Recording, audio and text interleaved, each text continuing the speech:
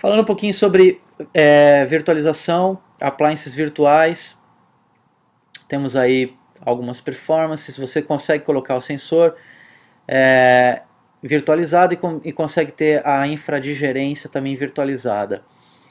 Um detalhe importante sobre o sensor, eu posso colocar ele de forma passiva, para ele analisar o tráfego como se fosse um IDS tradicional. Eu espelho o tráfego dos virtual switches para uma determinada porta. É importante reforçar aqui que a nossa solução não é uma solução virtualizada que eu vou lá, crio uma instância de um sensor e coloco ele no meio da rede. Não é esse o objetivo. O objetivo é proteger o ambiente virtualizado. Tá? Então, naquele monte de gavetas que eu tenho, né, gavetas virtuais que eu tenho sistemas operacionais, eu teria mais uma gavetinha que seria o cara para fazer a proteção desse ambiente. Tá? Então eu posso fazer o deployment dele de forma passiva ou de forma ativa inline, da mesma forma que a gente tem com os IPS. Contextualização é um conceito assim, fundamental dentro da tecnologia da SourceFire, que a SourceFire vem falando novamente desde 2003 sobre esse assunto. Tá? A gente não aproveitou carona no Gartner, isso é uma coisa que a gente já está falando há muito tempo, e o Gartner inclusive reconhece isso, né? Que tem muita empresa por aí que aproveitou a carona e está dizendo agora que faz contextualização também. Na realidade, a gente faz isso desde 2003, tá? Que isso fique bem claro. Então, assim, quando a gente olha essa foto, né, num primeiro momento parece um ladrão entrando num banco, né? Um cara tá se protegendo ali com a capa porque não quer ser reconhecido e aparentemente tem um revólver na mão.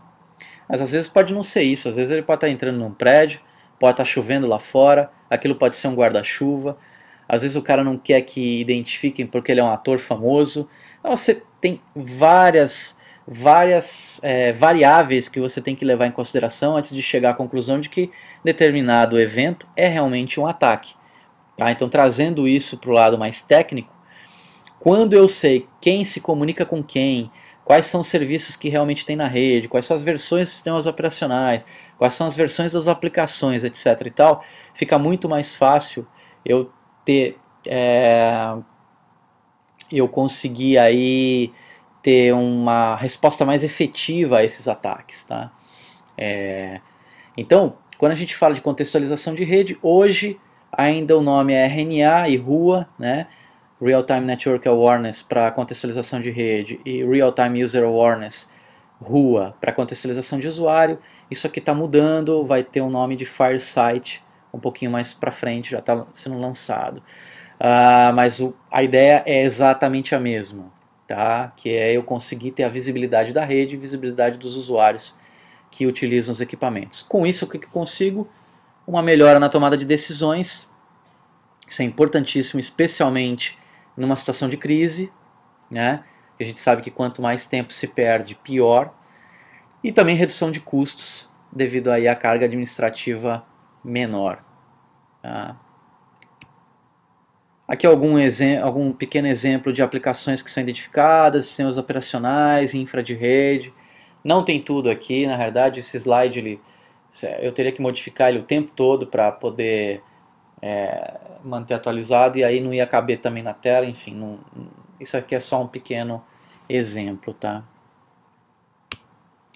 Aqui é só para lembrar que a gente consegue também aplicar políticas por interfaces, consegue aplicar políticas por VLANs, por segmentos de rede, tá? Então, e a parte de auto-tuning, isso é interessante, a parte de auto-tuning leva em consideração o fato de eu ter políticas aplicadas. Então aqui nessa primeira interface, podem notar que eu tenho uma rede fortemente focada em um ambiente Microsoft, e nessa segunda interface eu tenho um ambiente fortemente focado em Linux. Isso é levado em consideração na hora do auto-tuning. Tá?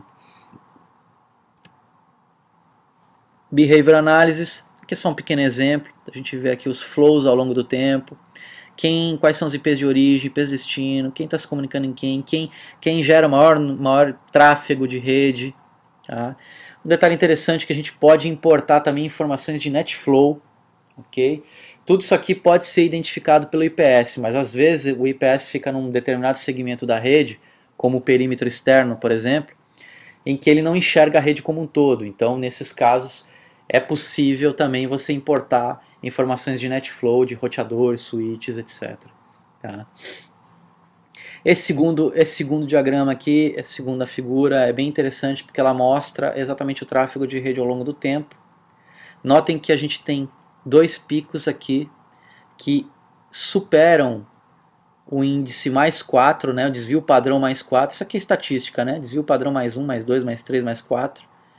Então eu poderia ter criado, por exemplo, um alerta que toda vez que eu tivesse um pico acima de mais 4, ele me geraria um evento. Isso é uma forma de identificação de negação de serviço na rede também, tá, de flood. Porque a partir do momento que eu sei o que é tráfego normal, fica muito fácil identificar a anomalia. Aqui na parte de rua, né, que é contextualização de usuário, já comentei sobre esse assunto, né, é basicamente dar o nome do usuário ao evento, né, associar um usuário aos eventos.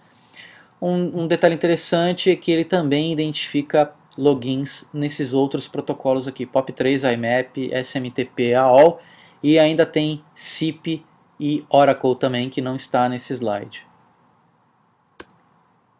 SSL Inspector é um equipamento aqui que esse modelo especificamente é de 1 GB, já está saindo um de 2 GB agora, está saindo do forno. Basicamente, o objetivo do equipamento é abrir pacote SSL e encaminhar para o IPS. Ele não faz análise, tá? A SourceFire optou, pelo menos nesse momento, até o momento, ela optou sempre por deixar a parte de criptografia de SSL fora do IPS, porque isso degrada sensivelmente a performance de um IPS. Tá? Imaginando que ele abre, fecha sessões, ele criptografa e descriptografa, isso é muito intensivo, requer um uso muito intensivo de processamento, né, do processador. Então esse equipamento ele é um equipamento que já vem com placa dedicada só para fazer isso, né? Tem muito cálculo que ele realiza. Tá? Aqui como funciona, esse é o sentido inbound, né? Normalmente para proteger o meu web server, que eu forneço HTTPS para o mundo. Tá? Então o usuário digita lá www.empresa.com.br, o SSL Inspector já vai ter o certificado, porque eu preciso exportar o certificado e chave privada desse servidor para o SSL Inspector. Então ele vai identificar que aquele tráfego para www.empresa.com.br, ele tem o certificado, ele tem como abrir, ele descriptografa esse tráfego, envia para o IPS faz análise, eventualmente bloqueia ou não, dependendo da assinatura estar habilitada ou não para determinado tipo de ataque, e ele criptografa de novo e manda para o servidor. Então notem que eu tenho duas sessões na realidade, né? É o bom e velho conceito de man in the middle, né?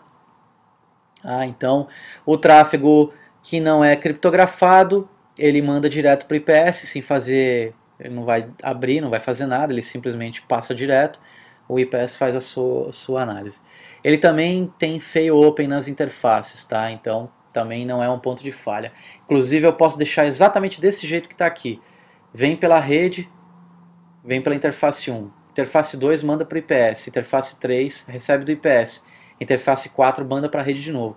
Qualquer uma dessas 4 interfaces e das interfaces do IPS podem ser são ativo fail open. Então se esse cara crashar e esse cara crashar, o tráfego vai ser passado para frente do mesmo jeito. Tá? Eles não vão ser ponto de falha na rede. Aqui é o outbound. Basicamente eu estou me preocupando com a saída, né? É o pessoal acessando alguma coisa fora da rede, acessando um webmail, acessando, enfim, alguma aplicação que envolva SSL. Eu consigo criar filtros ignorando determinado tráfego, tá? Então, por exemplo, o cara quer acessar o site do Bradesco, o site do Banco do Brasil, do Itaú, etc. Eu posso criar essas exceções para ele ignorar e não descriptografar esse tráfego. Tá? Como é que funciona isso? Basicamente eu tenho uma CA dentro do appliance eu exporto esse certificado para o browser do usuário, e aí quando o usuário tentar fazer um acesso a um web server, ele vai receber o certificado desta autoridade certificadora, que é o próprio SSL Inspector. Ok?